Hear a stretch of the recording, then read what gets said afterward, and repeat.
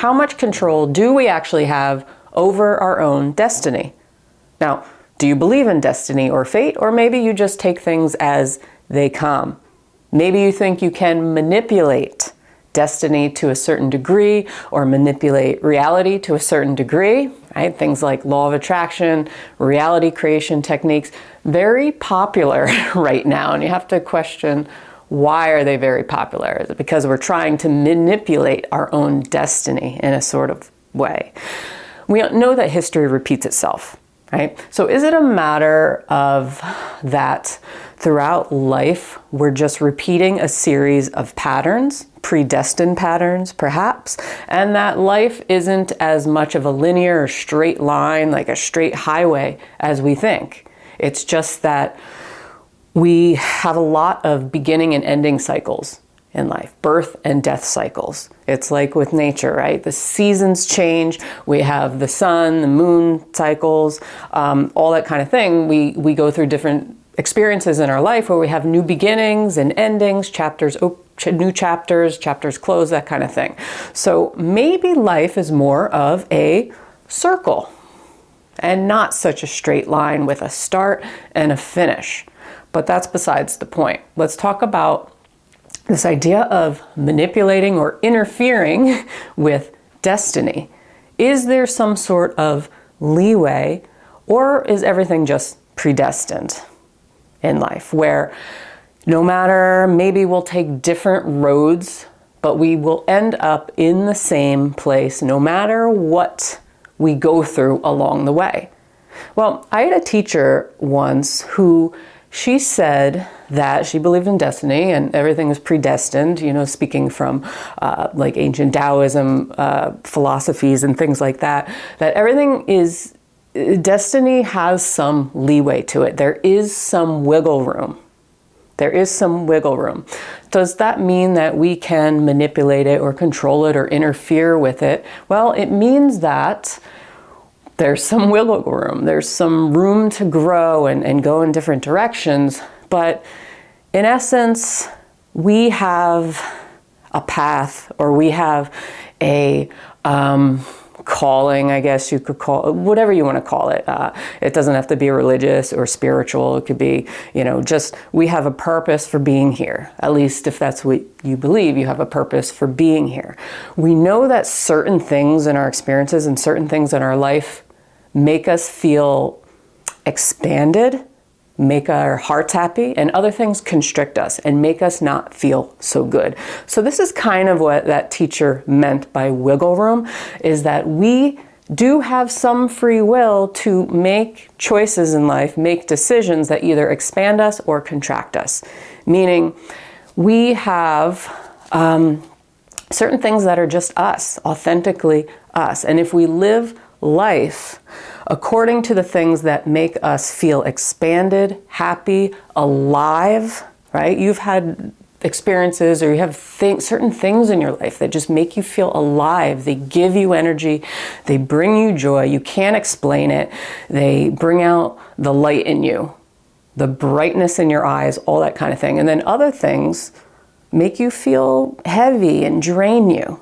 This is what we're talking about with destiny, or at least what I think, and the wisdom in what that teacher said, and this kind of thing. So it's not like, oh, well, we have one path. This is where we're going to end up. This is our thing. It's more about living life in your light, in your truth, in your most authentic place, because that's where you're going to be the most connected. That's where you're going to be the most happy. That's where you're going to be the most creative in your life. So I think that's what it is by wiggle room.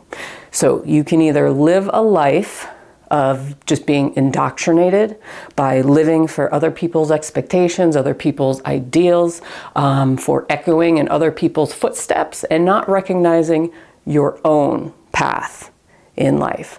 But if you recognize your own path and you walk your own path, and it sounds like a religious sermon here or something, but it's not meant to be. But if you walk your own path, and you go towards the things that lift you up, that make you feel alive. You can't always explain it, right? There's certain things that make you feel alive that may not make somebody else feel alive in this lifetime. This is I believe, your destiny, right? You can either do things in life that other people want you to do, where you don't feel alive, where you feel like just everything's been shut down, or it doesn't make you happy, or you can really pay attention to those things that that make you grow, that give you the wisdom, right? To just live your most authentic self. So when people are talking about reality creation and manipulating reality, interfering with destiny, I think it has to come from the right place. It has to come from pure intention. And this is what a lot of people talk about, YouTube videos and things. If the intention is not pure, I don't know that the universe will work with you quite as well. You hear people, oh yeah, you can manifest money, or you can manifest fame, right? And all these things, manifest an X back or something. But that's usually coming from a place of ego. And while you may get temporary results with some techniques or certain things, probably more so because some of the intention in there is pure, but then it's kind of clouded by darker stuff within you, and that's why it doesn't last, or that's why it comes back to bite you, right? If you're thinking just from a place of, I want money, I want power, a place of greed, a place of revenge, perhaps, probably something's good, karma's gonna come, or something's gonna happen where you may lose it all, or just not be, because it's not coming from you. It's not coming from pure intention, okay? It's not coming from your most connected self. So that's the point, is it has to come from your most connected self. Otherwise, it's coming from a darker place inside of you. So I would say just pay attention to when you're trying to manipulate, because that can come from a darker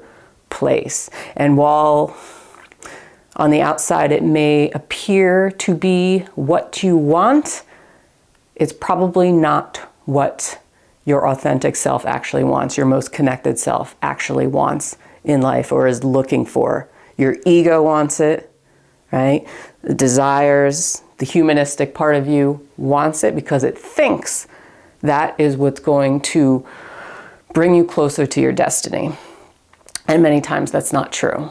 So to end it on, I would say stop trying to manipulate your, or hold on to some kind of darker desire or intention, and just make sure that the intention is pure and coming from the most connected part of you, where it makes you feel alive, it makes you feel expanded. It's not coming from certain expectations that either others set for you, or maybe even you set for yourself. So the thing is to give up the expectation of what your destiny, or what your path, or what your life should look like. Because if you hold on tightly to the expectation or a certain desire, you'll notice that over time you start to become more constrained, and you start to really put pressure on yourself, and then it either doesn't form in your reality, you don't see it, you can't create because it's like blocked in some way,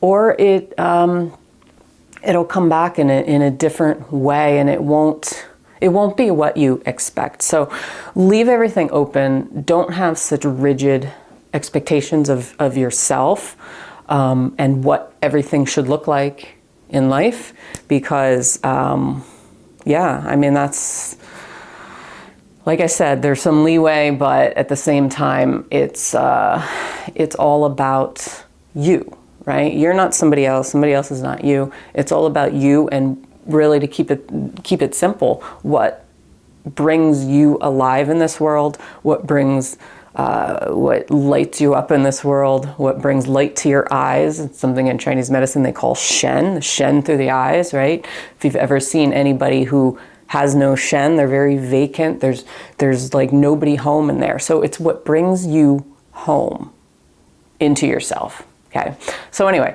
hope you enjoyed this video. Let me know what you think. If you have any other ideas or anything you'd like me to talk about, let me know. Comments below.